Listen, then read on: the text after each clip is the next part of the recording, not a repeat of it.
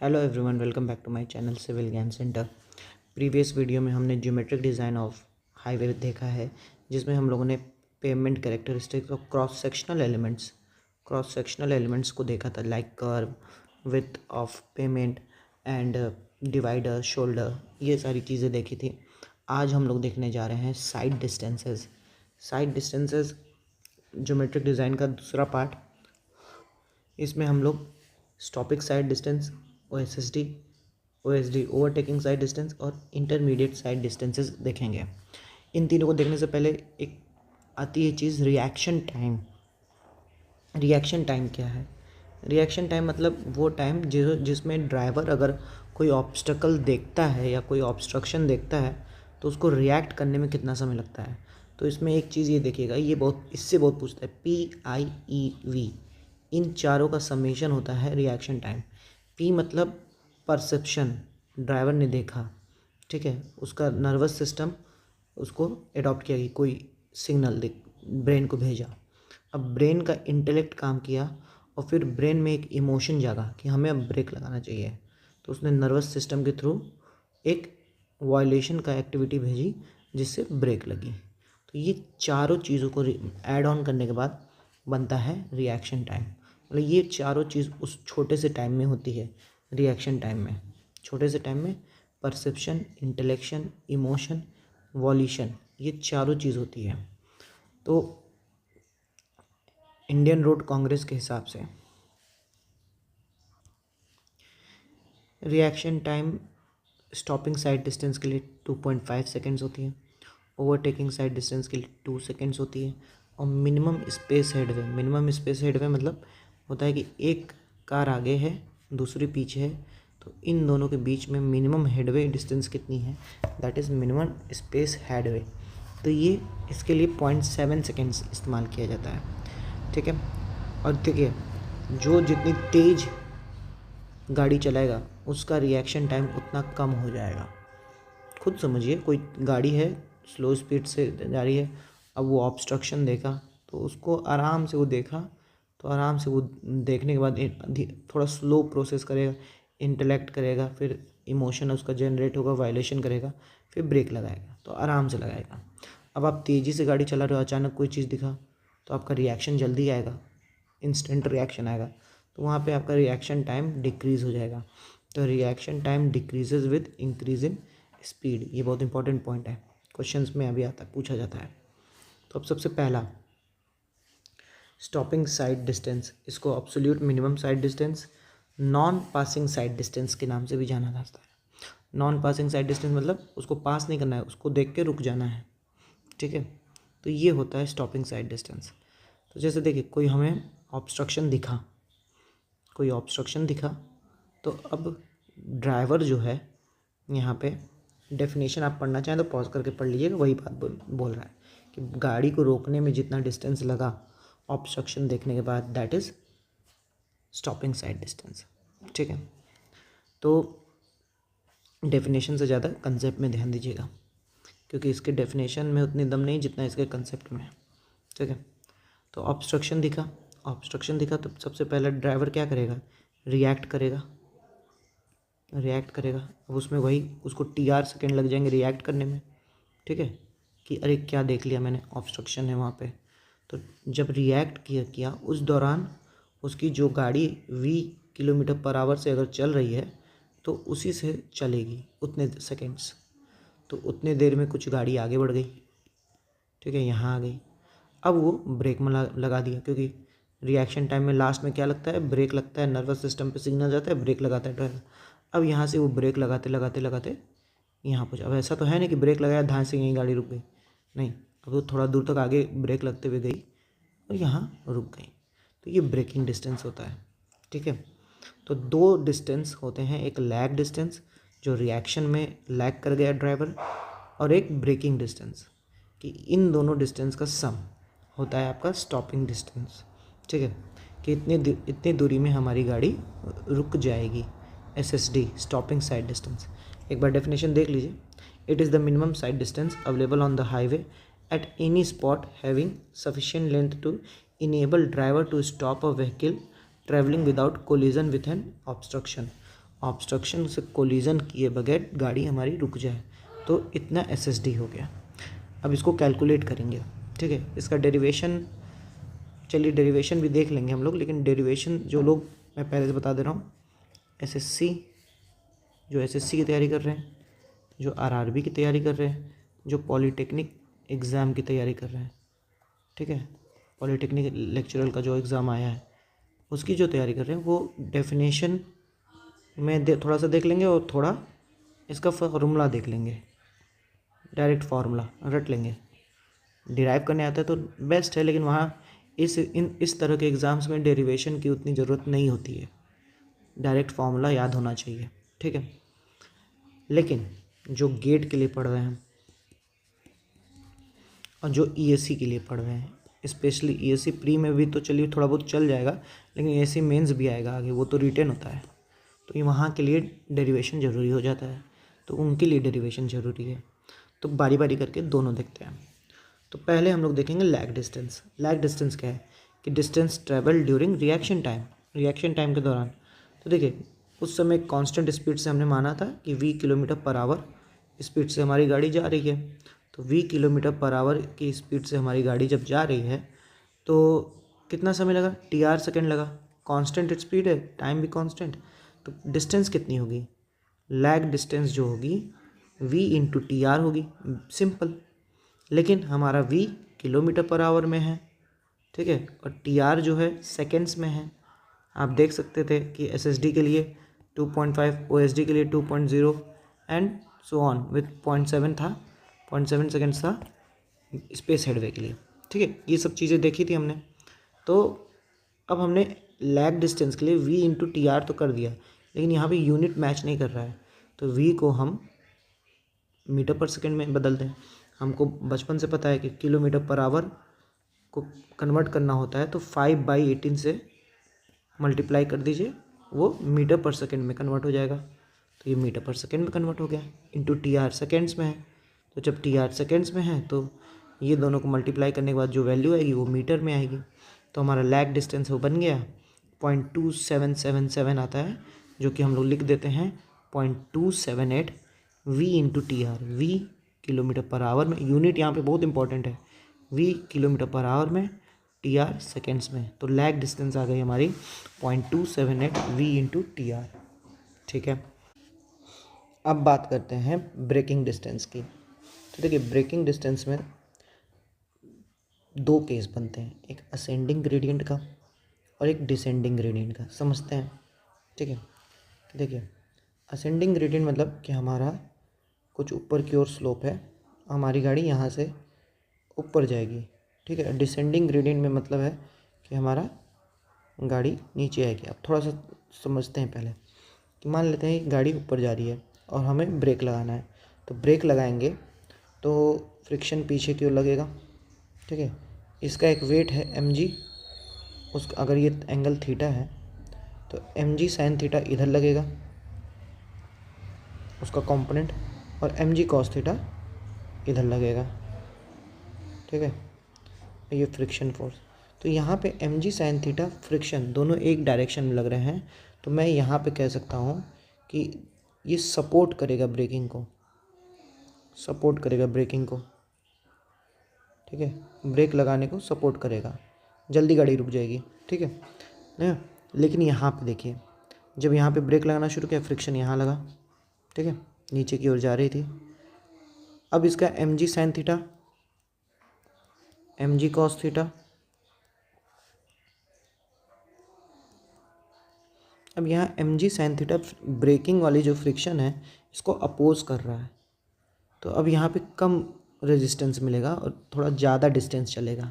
तो अगर मैं मानूँ कि यहाँ डिस्टेंस s2 है और यहाँ s1 डिस्टेंस है, तो s1 डिस्टेंस जो होगी वो लेस देन s2 होगी इन दिस केस, कि यहाँ ब्रेक में जो ब्रेक लग रहा है उसको अपोज कर रहा है ग्रेविटी, और यहाँ सपोर्ट कर रहा है ब्रेकिंग को, इसलिए जल्दी रुक जाएगी गाड़ी और यहाँ थोड़ा आगे तक जाएगी, ठीक है। तो देखते हैं, अब जैसे फॉर एग्जांपल हम ग्रेडियंट को tan थीटा लिख दे रहे हैं, tan theta equal to x/100 या x%, ऐसे भी लिखा जा सकता है कि x/100 या x%, ठीक है। तो इसको यहाँ पे एस से हम रिप्रेजेंट करेंगे, ग्रेडियंट को हम एस से रिप्रेजेंट करेंगे, ठीक है। चलिए शुरू करते हैं। तो अब देखिए यहाँ पे हमारी गाड़ी ऊपर जा रही है, तो v वेलोसिटी, f पीछे लग रहा है, mg साइन थीटा पीछे लग रहा है, तो टोटल रेजिस्टिव फोर्स क्या है, mg sign theta plus f को भी क्या लिख सकते हैं, फ्रिक्शन फोर्स क्या होता है, फ्रिक्शन फोर्स होता है viscosity into normal, viscosity into normal. यहाँ विस्कोसिटी f है और नॉर्मल क्या है, mg कॉस थीटा है। तो फ्रिक्शन फोर्स देखिए आ गया mu N F M G cos theta और एम जी साइन थीटा, एक ही डायरेक्शन में। ये असेंडिंग ग्रेडियंट का केस है, बाय द वे मैं बता दूँ, ये असेंडिंग ग्रेडियंट का केस चल रहा है पहला, ठीक है। तो असेंडिंग ग्रेडियंट में आ गया एम जी sine theta plus F M G cos theta. अब चाहे तो हम लोग न्यूटन्स इक्वेशन लगा लें, न्यूटन्स इक्वेशन लगा लें, थर्ड वाली क्या थी वो, V square minus U square equal to 2 into A into S. तो अब यहाँ पे एक्सेलरेशन क्या होगी, टोटल नेट फोर्स रेजिस्टेंस ये है, तो एक्सेलरेशन क्या होती है, फोर्स बटे मास। तो ये g sine theta plus f g cos theta आ जाएगा, ये हमारा एक्सेलरेशन हो जाएगा। क्योंकि हमारा थीटा बहुत स्मॉल है तो साइन कॉस थीटा 1 हो जाएगा और जी साइन थीटा हो जाएगा एस। तो ये जी को बाहर ले लो, ये एस प्लस एफ हो जाएगा, ये एक्सेलरेशन है। और क्योंकि ये निगेटिव डायरेक्शन में है तो इसको जब हम वैल्यू पुट करेंगे तो निगेटिव साइन के साथ पुट करेंगे। तो वैसे भी निकाल सकते हैं, या तो अगर वो किसी को नहीं पता है, वैसे मैं यहाँ पे निकाल के दे दे रहा हूँ, दूसरा वाला केस यहाँ पे निकला हुआ है कि एक्सेलरेशन वाला सेम क्या है कि हो जाएगा V square minus U square equal to minus में 2as, माइनस में 2 क्यों, क्योंकि रिटार्डेशन हो रहा है। तो वी स्क्वायर तो 0 है फाइनल वेलोसिटी, ठीक है, और यू स्क्वायर हमें पता है, तो you square divided by 2 into मतलब इक्वल टू 2 इंटू ए की जगह जी बाहर है, S plus F into S. तो एस इक्वल टू हो गया, यहाँ पे एस की जगह एल भी लिखा है कि you square upon 2g into S plus F, ठीक है, यही sign theta plus F cos theta, ये वाली वैल्यू यहाँ आ गई, ठीक है। अब अगर हम u को मतलब क्योंकि u हमारा किलोमीटर पर आवर में है तो उसको मीटर पर सेकेंड में कन्वर्ट करने के लिए 5/18 से मल्टीप्लाई करेंगे तो वो कुछ इस प्रकार हो जाएगा। और जब ये इस प्रकार होगा तो हमारी वैल्यू बन के आ जाएगी, जब हम सारे कांस्टेंट को एक तरफ लिख देंगे तो वी स्क्वायर अपॉन 254, और हमारा ये फाइनल फार्मूला बन के आ जाएगा कि ब्रेकिंग डिस्टेंस का V square upon 254 into F plus S. ये कब, असेंडिंग ग्रेडियंट के केस में, असेंडिंग ग्रेडियंट के केस में, ठीक है, ठीक है। और यहाँ पे किस तरीके से किया था, यहाँ थोड़ा अलग तरीका किया था, इसको भी चाहें तो देख लीजिए एक बार, आंसर वही आएगा। यहाँ क्या किया था, change in kinetic energy equal to work done लगाया था। काइनेटिक एनर्जी क्या है, फाइनल 0 है, और minus half M V square into work done क्या है, force into distance L B, minus में क्यों, क्योंकि फोर्स अगर नेट फोर्स इधर की ओर है, रेजिस्टिंग फोर्स, और डिस्प्लेसमेंट इधर की ओर हो रहा है, ठीक है। तो वो बेसिक कंसेप्ट है, ऐसे किया है। आगे बढ़ते हैं, चलिए। अब हमारा अगर डिसेंडिंग ग्रेडियंट का केस होगा तो डिसेंडिंग ग्रेडियंट का केस होगा तो कुछ नहीं, ये यहीं पे देख लेते हैं, जो कि कुछ साफ पन्ना लगाए, चलिए यहीं पे देख लेते हैं। डिसेंडिंग ग्रेडियंट का केस होगा ये वाला, तो क्या होगा, अलग से कुछ नहीं, जो नेट रेजिस्टिंग फोर्स आ रहा था वो friction minus M G sine theta आ जाएगा, क्योंकि यहाँ एम जी साइन थीटा अपोज कर रहा है नेट रेजिस्टिंग फोर्स को, बस अंतर इतना ही होगा, बाकी सब चीज़ें सेम। तो friction minus M G sine theta आएगा, तो यहाँ जो एफ प्लस एस आया है वो बन जाएगा एफ माइनस एस, ठीक है, बस इतना सा ही अंतर है, ठीक है। और अगर बोल दो कि ग्रेडियंट है ही नहीं, फ्लैट रोड है, तो फ्लैट रोड है तो कोई बात नहीं, फ्रिक्शन ही हट जाएगा, ठीक है, अरे एस ही हट जाएगा, एस की वैल्यू 0, तो फ्लैट रोड के लिए ये याद कर लेंगे, LV इक्वल टू V²/254S। ठीक है, तो ये याद रखिएगा। आगे बढ़ते हैं। ये हमारा ब्रेकिंग डिस्टेंस हो गया। तो हम शुरुआत में बात किए थे कि SSD इक्वल टू है lag distance plus braking distance. ये रिएक्शन में गया था, ये ब्रेक लगाने में गया था। ठीक है, तो टोटल हमारा बन गया SSD equal to 0.278 V into TR equal to V²/254 F plus minus S। ठीक है, तो ये हमारा SSD बन गया, SSD का फॉर्मूला। ठीक है, प्लस कब लगाएंगे? असेंडिंग ग्रेडियंट के केस में, प्लस लगाएंगे असेंडिंग ग्रेडियंट के केस में, और माइनस लगाएंगे डिसेंडिंग ग्रेडियंट के केस में। ठीक है, और S की वैल्यू 0 कब? जब फ्लैट रोड हो। ठीक है, अब एक ये भी चीज़ आती है ब्रेकिंग एफिशिएंसी। ब्रेकिंग एफिशिएंसी में क्या देखना है? देखिए सिंपल सी चीज़ है कि मान लीजिए आपकी ब्रेक पूरी फुल्ली एफिशिएंट नहीं है, आप जो हमें F मैक्सिमम मिलना चाहिए फ्रिक्शन, वो ब्रेक प्रोवाइड नहीं कर पा रही है, कुछ F वैल्यू प्रोवाइड करी, तो एफिशिएंसी हो जाएगी NB equal to F/F max.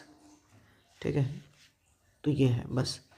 और देखिए एक कंडीशन कि अगर सिंगल लेन रोड है और 2 वे है, मतलब एक ही रोड है, उसी में आ भी रही है उसी में जा भी रही है, ऐसा देख लीजिए।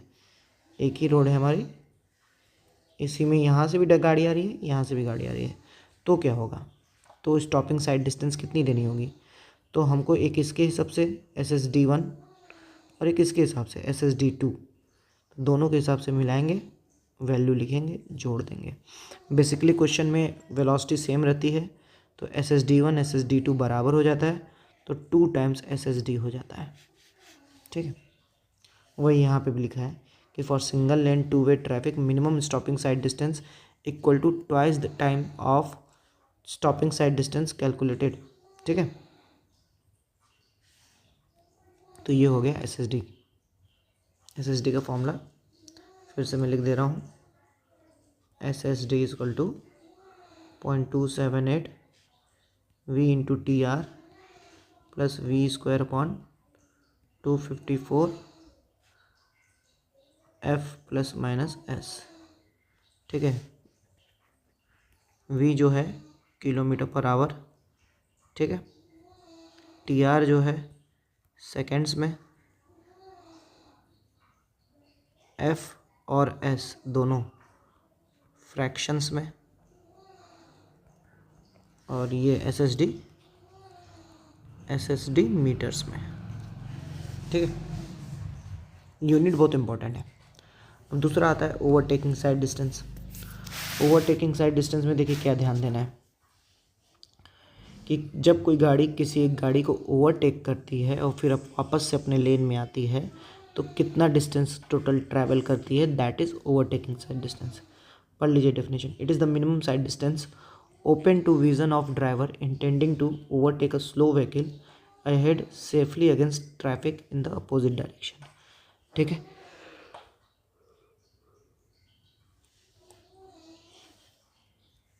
तो देखिए जैसे फॉर एग्जांपल ये एक ए व्हीकल है, पहले VA स्पीड से चल रही होगी। ठीक है, इसने एक व्हीकल को देखा, जैसे देखा रिएक्शन हुआ। ठीक है, रिएक्ट किया ना, रिएक्शन के बाद कि हमको इसके ओवरटेक करना है, ये रिएक्ट किया, उसने दिमाग में उसके इमोशन जनरेट हुआ कि अब हमको इसको ओवरटेक करना है। ठीक है, तो सबसे पहले वो क्या करेगा कि वो अपनी स्पीड इसके बराबर में लाएगा।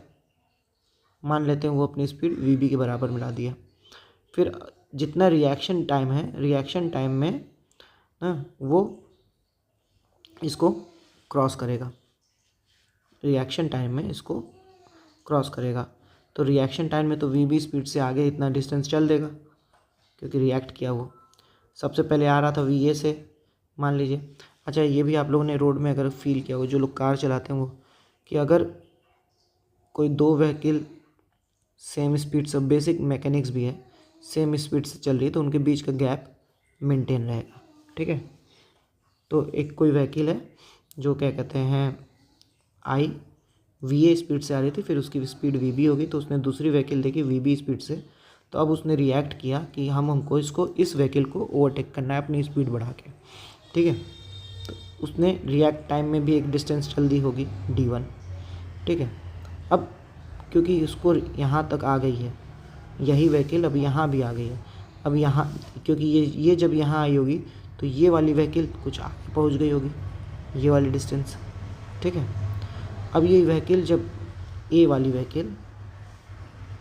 व्हीकल मैं फिगर ही में बना दे रहा हूँ, ए व्हीकल ये अब यहाँ से चलना शुरू की होगी ओवरटेक करते हुए यहाँ पहुँची, ठीक है। तब तक बी वाली व्हीकल यहाँ से यहाँ आ गई, हाँ, बी वाली व्हीकल यहाँ से यहाँ आ गई, और अभी भी ए और बी के बीच में एक गैप है जिसको हम लोग स्पेस हेडवे बोलते हैं, ठीक है। अब स्पेस हेडवे मतलब एक जो कार अपने पीछे वाली कार से मिनिमम डिस्टेंस बना के रखे, दैट इज़ स्पेस हेडवे, ठीक है। तो पहला वाला स्पेस हेडवे S1 था, जब ये दोनों अपने बीच में एक मेंटेन दूरी बना के रखे और फिर इसने स्पीड बढ़ाई और आगे बढ़ी, और दूसरा वाला स्पेस हेडवे S2 है, ठीक है। अब क्योंकि ये जब तक ये यहाँ से यहाँ क्रॉस किया है उसके बीच में ये बी वाली व्हीकल भी टी टाइम के लिए कुछ समय के लिए आगे चली होगी, तो वो डिस्टेंस ये है। तो अब हमको बेसिक जोड़ते हैं, ये d1 टाइम जितने में ये रिएक्ट करके यहाँ पहुँचा, ठीक है। ये S1 डिस्टेंस जितने में ये जब ये यहाँ पहुँचा तो बी वाली कार यहाँ पहुँची, तो एक मिनिमम डिस्टेंस दोनों अपने बीच में रखे S1, ठीक है। फिर ये ओवरटेक करना शुरू किया, ओवरटेक करके 5 तक आया, तो उतने में बी भी एक चला है कुछ दूरी, तो उसको वी बी इंटू टी कर दिया गया है, वी बी इंटू टी, ठीक है। फिर वी बी इंटू टी, फिर ये जब ओवरटेक करके वापस इस रोड पे आया होगा, वापस इस लेन में जब आया, तो वापस जब इस लेन में आया तो फिर से बी के साथ कुछ दूरी बना के रखा, वो है S2 स्पेस हेडवे। और उसी दौरान ये अपोजिट लेन में एक कार आ रही थी, वो भी देखी, वो कही कि हमें अपनी स्पीड धीमे करनी चाहिए, तो वो भी धीमे की, और वो क्या कहते हैं मतलब उसने रिएक्ट किया, और जो भी समय लिया इस दौरान यहाँ से लेके यहाँ तक में, तो उसने एक इतनी दूरी चल ली। उसने अभी तक कुछ देखा वेखा नहीं है, उसने कार वार कुछ नहीं देखी है कि यहाँ पे कुछ हो रहा है, ये सब कुछ नहीं देखा है, ठीक है। उसको इससे मतलब नहीं है अभी, तो उसने बस इतने दौरान में चला। तो इसको यहाँ तक मेंटेन करना है कि ये ऐसा ना हो कि जब ये इस लेन में रहे तो इससे आके लड़ जाए। तो ये distance d3 equal to we C into t आ गई, ठीक है। होप आपको समझ में आया हो, ठीक है। एक बार और मैं, ताकि आपको कन्फ्यूज़न ना हो, एक बार फिर से इसको बताता हूँ, आप लोग ध्यान से सुनिएगा।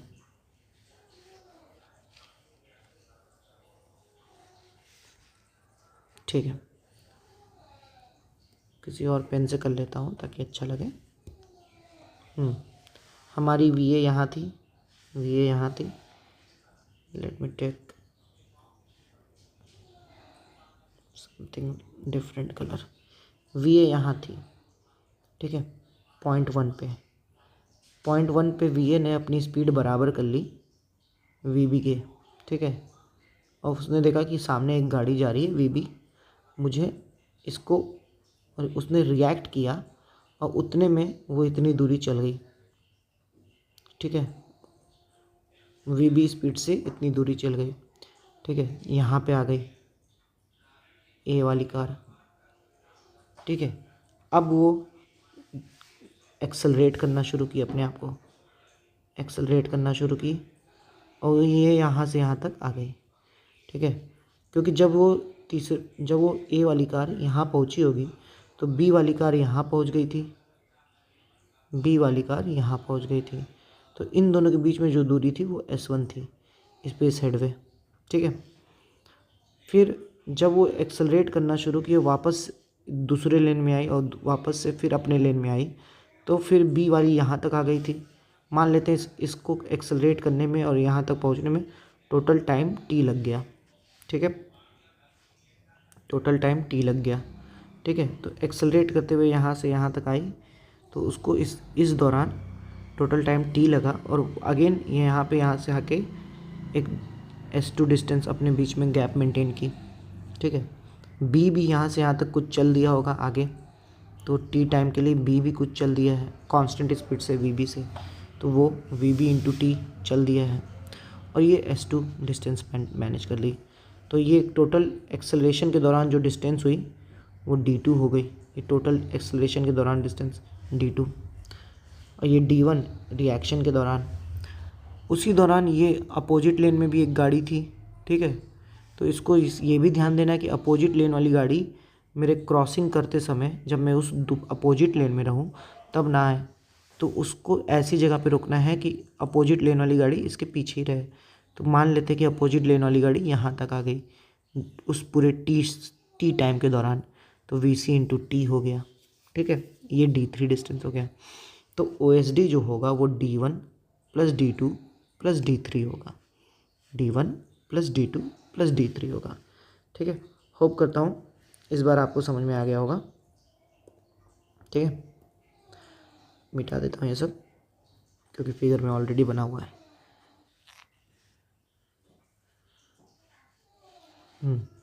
तो O S D equal to हो गया D one plus D two plus D three. क्योंकि हमको वेलोसिटी दी रहती है वी सी और वी ए की, ठीक है, उसको हम लोग वी मान लेते हैं। और स्लो मूविंग कार जो है उसकी वेलोसिटी हम लोग वी बी मान लेते हैं, वी माइनस 16, क्योंकि यही स्लो है, इसी को ओवरटेक करना है, ठीक है। चलिए, सिंस जो डी वन डिस्टेंस है वो रिएक्शन में गया है तो V B into T R हो गया उसका वैल्यू, ठीक है। और डी थ्री डिस्टेंस जो है वो सी प्ले किया है कांस्टेंट स्पीड से, तो वो वी सी इंटू टी हो गया। तो ये दो तो ईजिली मिल गए। थोड़ा तिगड़म डी टू में ही है क्योंकि डी टू इजक्वल टू क्या है S one plus S two और बीच में वी बी इंटू टी, ठीक है। तो हम लिख देंगे D two equal to S one plus S two plus V B into T. अभी ये जो कटा है इसको मत ध्यान दीजिए, पहले समझ लीजिए कि वी बी इंटू टी है ये, ठीक है। एस वन ये बी वाली व्हीकल कितना चली S one V B into T and S two, ठीक है। तो ये बी के हिसाब से इतनी चली। ए के हिसाब से देखें तो वी बी यहाँ से एक्सेलरेशन शुरू हुआ तो initial velocity V B into T into half A T square into half A T square, Newton's second equations, ठीक है। अब S one plus S two यहाँ से मिल जाएगा, वी बी इंटू टी कटा, S one plus S two half A T square, तो यहाँ से टी की वैल्यू मिल जाएगी। टी की वैल्यू क्या हो जाएगी अंडर रूट तो 2 times s one plus S two upon a. हम लोग ये मान के चलते हैं कि s one is equal to s two equal to s, और उसकी वैल्यू 0.2 वी बी प्लस 6 होती है। इसको भी निकालने का तरीका है बता दूंगा मैं अभी। स्पेस हेडवे देख लीजिए, स्पेस हेडवे कैसे निकलता है कि जैसे एक कार ये है, उसको अपने हेड से दूसरे कार के हेड के बीच में एस डिस्टेंस का गैप मेंटेन रखना है। तो इसका रिएक्शन टाइम कितना हम लोगों ने जानते हैं 0.7 रिएक्शन टाइम होता है स्पेस हेडवे के लिए, ठीक है। और एक एवरेज कार लेंथ जो होती है वो 6 मीटर हम लोग मान के चलते हैं। तो इधर मैं कैलकुलेशन करके दिखा दे रहा हूँ आप लोग कि स्पेस हेडवे भी डिस्टेंस है तो v इंटू टी आर होना, टी आर की वैल्यू 0.7 है और v को अगर हम मीटर पर सेकेंड में कन्वर्ट करेंगे तो 5/18.278 v, ठीक है। अब क्योंकि हमने कार की लेंथ भी ऐड करनी है तो प्लस एल, तो s इजक्वल टू हो जाएगा, जब इन दोनों को मल्टीप्लाई करेंगे तो ये कुछ आ जाएगा 7 8 जा 56, 5 ये 54, ये हो जाएगा आपका 14 और को 19, तो लगभग on an average 0.2 v in plus L, तो s equal to 0.2 v plus L यहाँ से बनता है ये फॉर्मूला, ठीक है। तो होप करता हूँ आपको ये समझ में आया होगा ना। अब आगे बढ़ते हैं, ठीक है।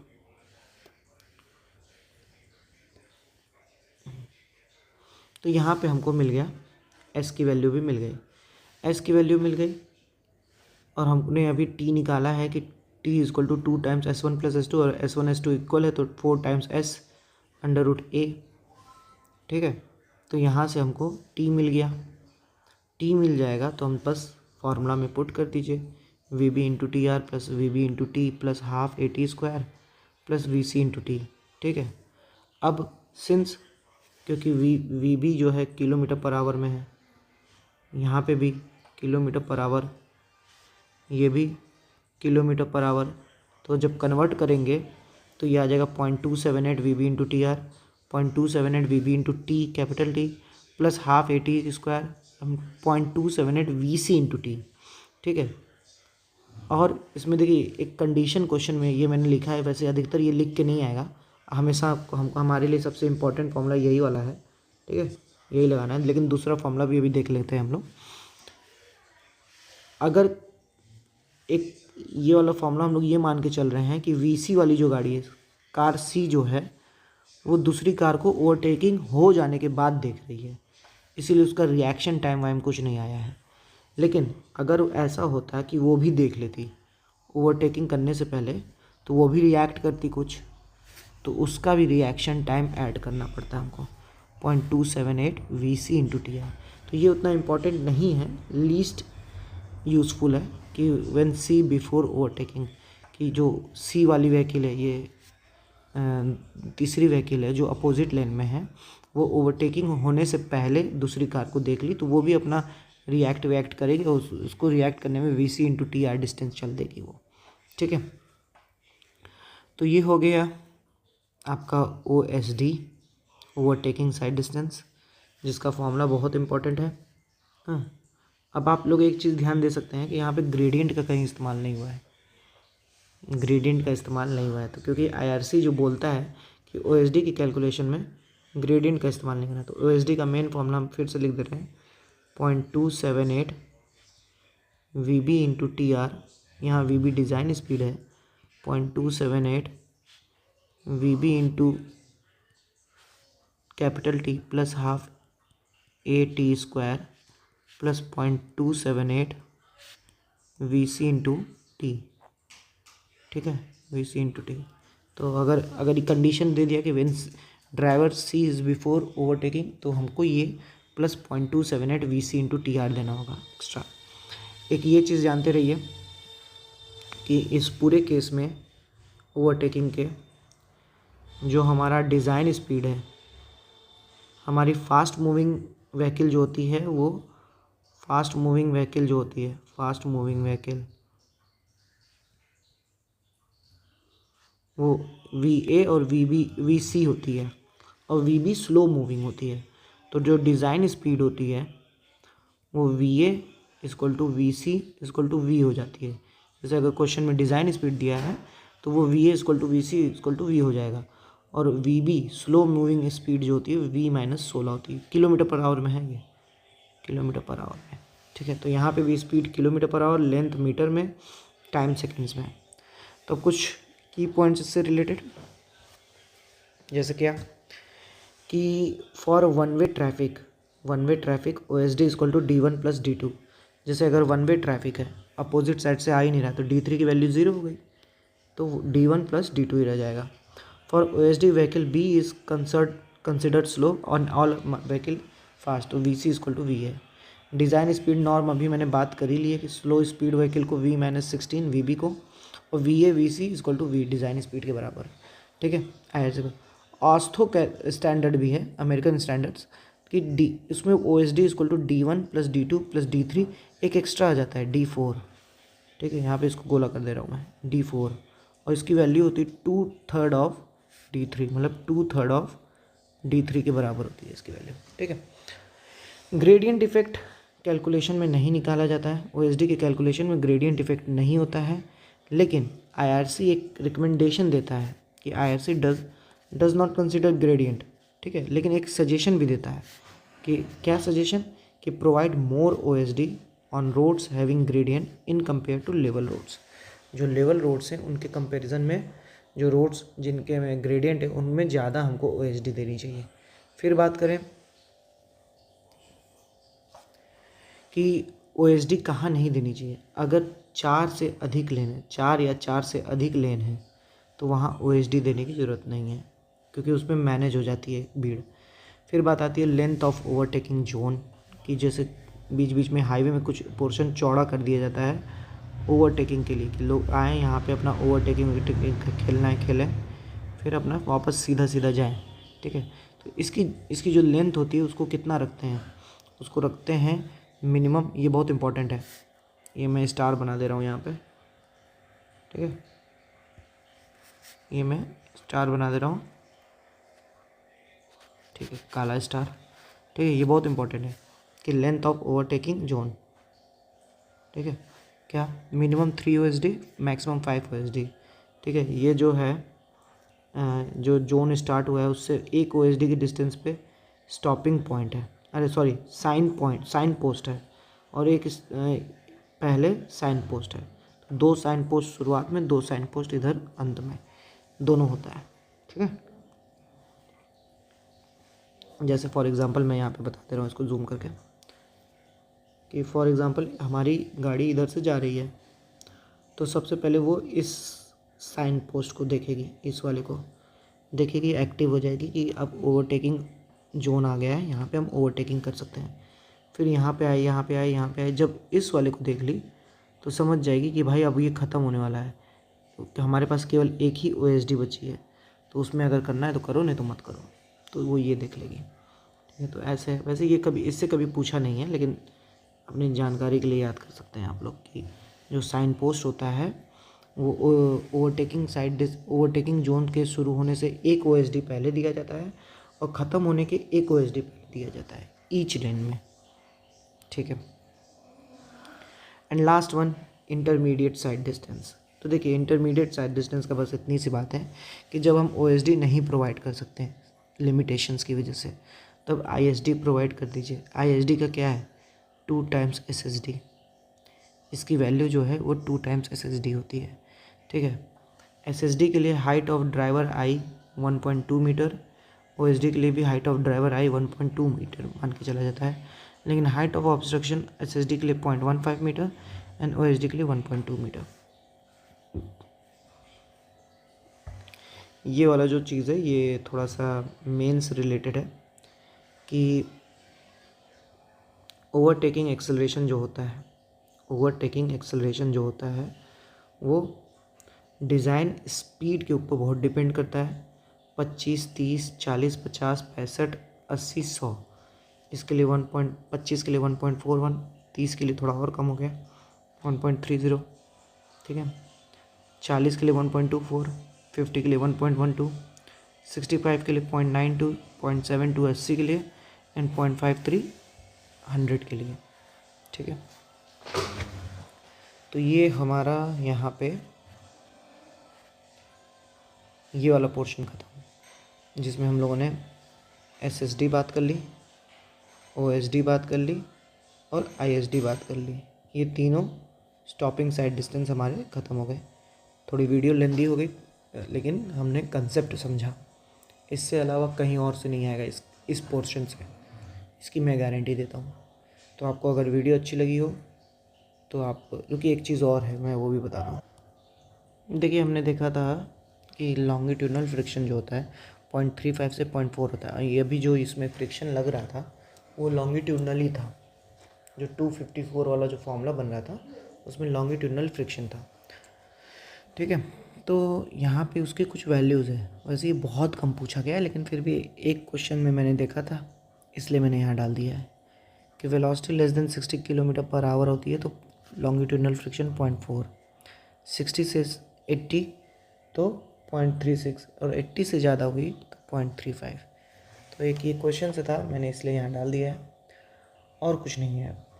तो होप करता हूँ आपको वीडियो अच्छी लगी हो ना, और इसमें जो की पॉइंट्स हैं विदाउट डेरिवेशन वाले उनको याद करिए आप SSC, RRB और ESC प्री के लिए। लेकिन जो हमने डेरिवेशन किया है, जो फॉर्मूला निकाला है, उसको गेट के लिए और ESC प्री और ESC मेंस के, ESC प्री में भी पूछे जा सकते हैं, ऐसा नहीं है। तो मिलते हैं आपसे अगले वीडियो में, तब तक के लिए गुड बाय, टेक केयर।